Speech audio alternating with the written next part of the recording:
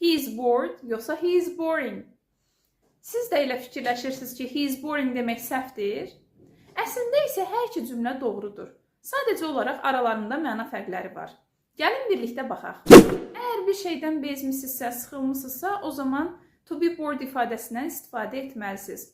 Məsələn, you are bored, he is bored, we are bored və s. Yox, əgər bir insanın sıxıcı insan olduğunu bildirmək istəyirsinizsə, o zaman boring sözündən istifadə olunur. Məsələn, he is boring, she is boring, they are boring və s. Qısaca belə yadda saxlaya bilərsiniz. Əgər insanın özünün əhval-ruhiyyəsindən söhbət gedirsə, sözün sonuna id sonluğu artırılır. Yox, əgər onun ətrafdakı insanlara hiss etdirdiyi duyğulardan söhbət gedirsə, onda sözün sonuna ing sonluğu artırılır.